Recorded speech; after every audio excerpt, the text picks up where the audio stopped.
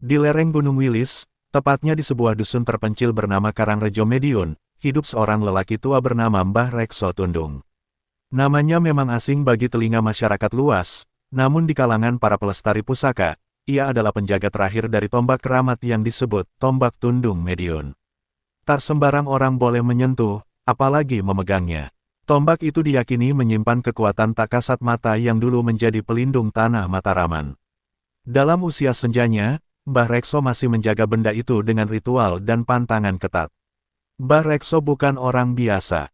Ia merupakan keturunan lurus dari Ki Tundung Wiroguno, seorang prajurit Majapahit yang membelot ke pasukan Pangeran Timur saat konflik memuncak di Tanah Jawa. Tombak yang kini dijaga itu dulunya digunakan untuk menundung, mengusir, bala pasukan gaib yang ingin menguasai Tanah Medion dari dimensi tak kasat mata.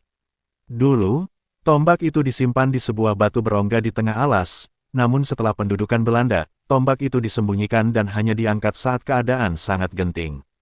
Tidak ada yang tahu pasti bentuk kekuatan tombak tersebut, namun banyak yang bersaksi bahwa mereka yang berniat jahat dan mencoba mengambil tombak itu akan jatuh sakit atau hilang ingatan. Dalam satu kasus, seorang peneliti dari luar kota yang mencoba mengangkat tombak itu tanpa izin, ditemukan terbaring di pematang sawah dengan mulut berbuih. Sejak saat itu, warga sekitar tak berani mendekat kecuali jika ditemani oleh Mbah Rekso. Ia satu-satunya yang masih melakukan keelingitan, sebuah bentuk meditasi dan dialog dengan leluhur melalui pusaka. Keelingitan bukan sembarang ritual. Ini adalah warisan spiritual kuno, dilakukan dengan cara duduk bersila di bawah rembulan, tombak diletakkan di atas kain mori putih, dan asap dupa harum menari-nari di udara. Dalam kondisi setengah sadar, Mbah Rekso kerap bercakap dengan arwah para penjaga Tanah Medion.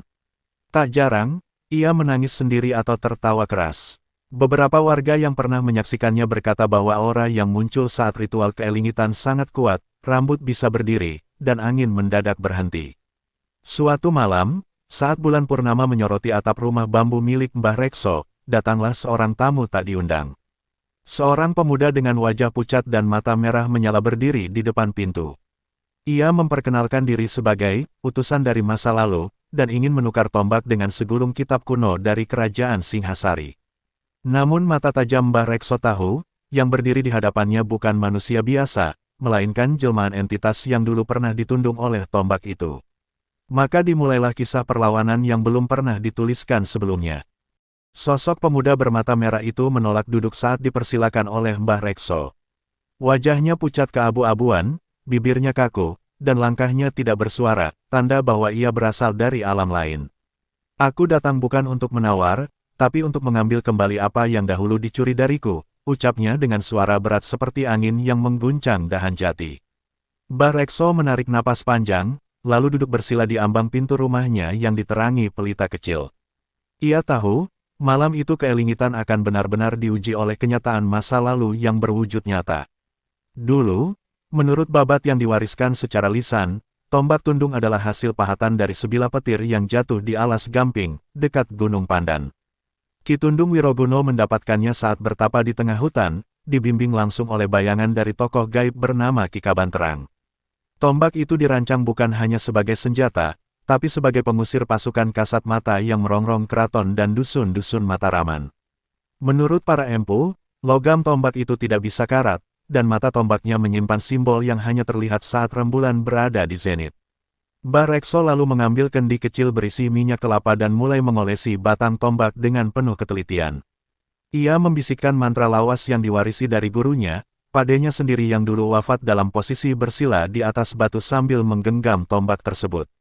Sosok pemuda gaib itu tidak berani mendekat saat doa-doa kuno mulai berkumandang dari bibir tua Mbah Rekso. Angin yang tadinya kencang, mendadak berubah menjadi tenang. Pepohonan di sekitar rumahnya seperti menunduk, memberi penghormatan pada peristiwa gaib yang akan berlangsung. Tombak itu kini mulai mengeluarkan kilau kehijauan samar. Simbol seperti ukiran naga melingkar tampak pada batangnya, hanya bisa terlihat dalam kondisi tertentu. Mbah Rekso, dengan mata terpejam dan suara rendah, berkata, "Jika kau datang bukan dalam nama leluhur, maka tombak ini tidak akan mengenalmu. Pulanglah ke asalmu." Sosok pemuda itu mendadak berubah bentuk, tubuhnya melebar, rambutnya tumbuh seperti ijuk terbakar, dan matanya menyala seperti bara api. Inilah wujud aslinya, makhluk penghuni lorong waktu yang dulu pernah dikalahkan oleh Ki Tundung. Benturan gaib pun terjadi. Tanah di bawah rumah Mbah Rekso bergetar, genting rumah beterbangan, namun suara doa tidak berhenti. Dari dalam tombak, suara mirip dentuman senjata zaman kuno terdengar, dan semburat cahaya menyambar ke arah makhluk tersebut. Jeritan panjang menggema di langit, lalu senyap. Makhluk itu lenyap dalam kabut hitam yang terbang ke arah utara. Mbah Rekso jatuh terduduk, tubuhnya menggigil, namun tombak di tangannya tetap bersinar. Malam itu, Dusun Karangrejo seolah berada di dua dunia, dunia nyata dan dunia yang hanya dikenal oleh para penjaga pusaka. Keesokan paginya, kabar tentang getaran tanah dan cahaya aneh dari rumah Mbah Rekso menyebar ke seluruh dusun. Para tetua desa, termasuk Pak Lurah, mendatangi rumahnya dengan hati penuh curiga dan penasaran. Mereka menemukan Mbah Rekso duduk lemas di serambi, namun matanya berbinar seperti baru saja menyaksikan surga dan neraka sekaligus. Tanpa banyak bicara, ia hanya menunjuk ke arah timur, lalu berkata lirih, gerbang pertama telah terbuka. Kalimat itu membingungkan semua orang, namun bagi para pemegang warisan spiritual, itu adalah isyarat tentang kembalinya zaman kegelapan yang dulu pernah disegel. Di antara masyarakat Madiun lama, terutama para juru kunci dan abdi leluhur, ada kepercayaan tentang 3 gerbang keelingitan, yakni batas gaib yang jika terbuka akan memungkinkan makhluk-makhluk dari alam lain menyusup ke dunia manusia. Gerbang pertama disebut pintu Nyunyut, yang hanya bisa dibuka oleh mereka yang pernah terluka oleh tombak pusaka. Gerbang kedua disebut Lubang Wilis, dan gerbang terakhir Gapura Kendeng, yang menjadi pintu utama para leluhur dan musuh-musuh mereka bersemayam. Selama ini, ketiganya disegel oleh pusaka-pusaka Mataraman, termasuk tombak tundung. Mbah Rekso tahu bahwa kejadian semalam adalah peringatan besar.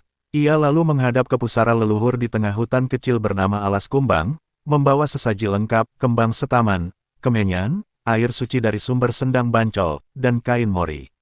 Di tempat itulah ia melakukan keelingitan kembali, kali ini lebih dalam, lebih lama, dan lebih berbahaya. Suara-suara dari balik dimensi mulai berdatangan, menyebutkan nama-nama yang sudah dilupakan manusia, termasuk satu nama asing, si Batu Panas. Nama itu muncul berkali-kali, dan membuat tubuh Mbah Rekso gemetar seperti demam. Dalam transnya, Mbah Rekso melihat kilasan masa lalu, pasukan kerajaan yang membawa tombak tundung ke garis depan pertempuran melawan pemberontak di bawah lereng Lawu. Tapi lebih dari itu, ia melihat pengkhianatan, seorang prajurit bernama Reksa Negara, leluhurnya sendiri, menyerahkan lokasi tombak kepada pihak Belanda demi selamatnya keluarganya. Namun Belanda gagal mengambilnya karena kutukan dari Ki Kaban Terang, penjaga gaib tombak itu. Sejak saat itulah, keturunan Reksa Negara harus menebus dosa melalui tugas sebagai penjaga tombak seumur hidup. Itulah kenapa Mbah Rekso tidak pernah meninggalkan dusun. Di akhir keelingitan, Mbah Rekso mendapatkan bisikan terakhir, jika tombak dipindahkan tanpa restu, pohon kembar akan mati, dan air akan berubah jadi batu. Ia terbangun dari meditasi dan langsung memeriksa 2 pohon beringin tua di dekat sumur. Betul, salah satu dari pohon itu mulai mengering padahal baru musim penghujan. Air sumur pun mulai berubah rasa, seperti ada logam atau kapur bercampur di dalamnya. Ia sadar, waktu untuk mempertahankan tombak tidak lama lagi. Dunia modern tak percaya pada pusaka, dan generasi muda semakin jauh dari warisan spiritual. Namun Mbah Rekso sudah bertekad, ia akan bertahan sampai akhir. Hari-hari berlalu, tapi suasana dusun Karangrejo menjadi semakin ganjil. Burung hantu muncul siang hari, suara gamelan terdengar samar dari arah hutan meski tak ada yang memainkannya, dan beberapa warga mulai mengalami mimpi aneh bertemu orang-orang berpakaian kerajaan yang memanggil nama mereka. Pak Lurah memanggil Mbah Rekso ke balai desa, meminta penjelasan atas semua kejadian ini. Mbah Rekso hanya berkata singkat, tombak telah diincar lagi, bukan oleh manusia, tapi oleh yang dulu ditundung, yang bangkit saat manusia mulai lupa pada asalnya. Di tengah gejolak itu, datang seorang tamu dari Jakarta, seorang peneliti arkeologi muda bernama Dr. Ayu Larasati, yang sedang menyusun tesis tentang benda pusaka keraton yang hilang pasca Perang Jawa. Ia datang dengan sopan, membawa surat izin penelitian dari Dinas Budaya, dan berharap bisa melihat langsung tombak tundung yang disebut dalam salah satu naskah kuno Babat Pajang. Mbah Rekso menatapnya dalam-dalam. Ini pertama kalinya seseorang dari dunia akademik datang bukan dengan niat buruk, tapi dengan rasa hormat. Namun ia tahu, mendekat ke tombak itu tetaplah berisiko, siapapun harus diuji dulu oleh pusaka itu sendiri. Untuk menguji niat Dokter Ayu, Mbah Rekso mengajaknya ke sendang pancuran sepi, sumber air tua yang hanya muncul saat malam Jumat Kliwon. Di sana, para penjaga gaib tombak akan melihat ke dalam hati setiap peziarah. Dokter Ayu disuruh duduk bersila, menutup mata, dan membaca mantra Jawa yang ia eja perlahan. Tak lama, air di sendang mulai beriak, dan bayangan wajah perempuan tua muncul di permukaan. Anak ini bersih, tapi belum paham apa yang hendak dia bangunkan, bisik suara dari dalam air. Mbah Rekso mengangguk pelan. Ia tahu, meski niatnya murni, ilmu yang dibawa Dokter Ayu bisa membangunkan kekuatan lama. Di malam itu juga, Mbah Rekso memperlihatkan tombak itu pada Dokter Ayu, tidak secara langsung, tapi dari balik kain mori putih yang diselubungkan setengah. Dokter Ayu mencatat setiap detail, panjangnya sekitar 170 cm, bermata dua, dengan lekuk logam seperti sisik ular, dan ukiran mantra kuno di pangkal bilahnya.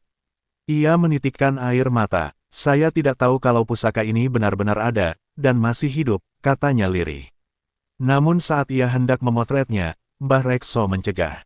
Tombak ini tidak boleh diabadikan dengan lensa, karena ia akan mengenali cahaya buatan sebagai ancaman. Dokter Ayu paham. Ia tidak kecewa, justru semakin tertarik meneliti sejarah di balik tombak itu dari sisi budaya dan spiritual. Ia pun berjanji akan menulis tentangnya dengan hormat.